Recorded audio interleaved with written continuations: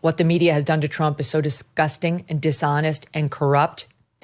They won't come out and tell you that they're Kamala Harris supporters, but they all are.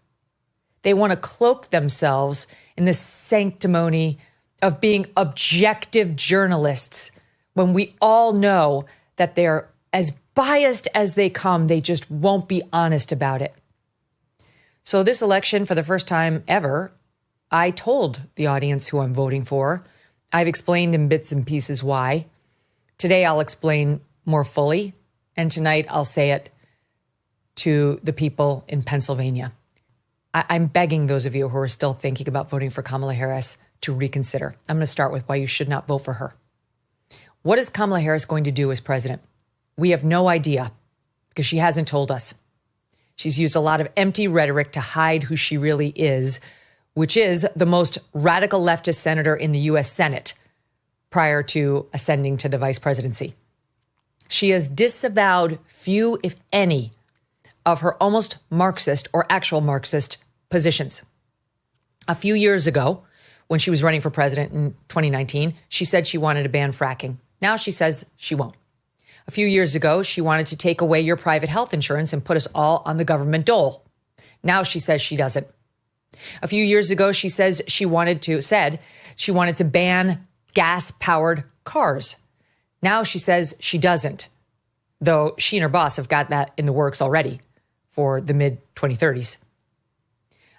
Positions she is still on record to this moment as holding, like currently, include taxpayer-funded sex change operations for illegal immigrants and prisoners, a ban on some portion of our red meat offerings, a ban on offshore drilling.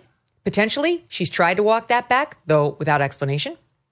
She wants those in the fossil fuel industry to transition out to something else. She wants to eliminate the filibuster to pass the radical Green New Deal. She wants to eliminate the filibuster to pass an abortion rights bill. Eliminating the filibuster changes the U.S. Senate forevermore. Moving on. She apparently no longer wants to decriminalize illegal border crossings, but I'm not sure because she really won't say much about it. She certainly hasn't committed to any deportations of the between 10 and 20 million illegals who came in on her watch.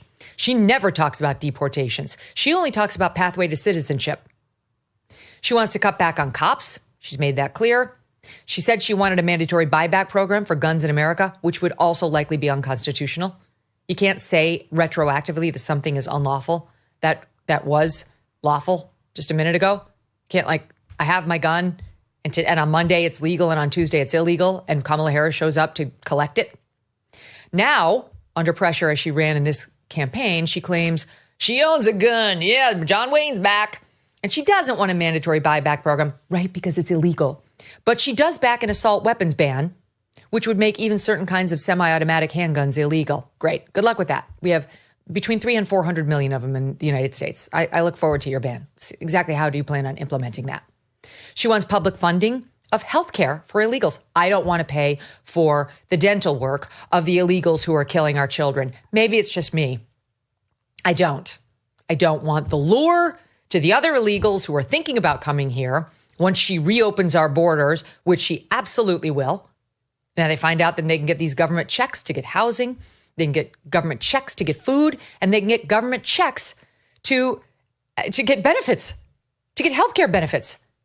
Most Americans can barely pay for their own healthcare. Never mind the healthcare of the people pushing the fentanyl down our college kids' throats. Culturally, she says she wants us to be as woke as possible. Here she is.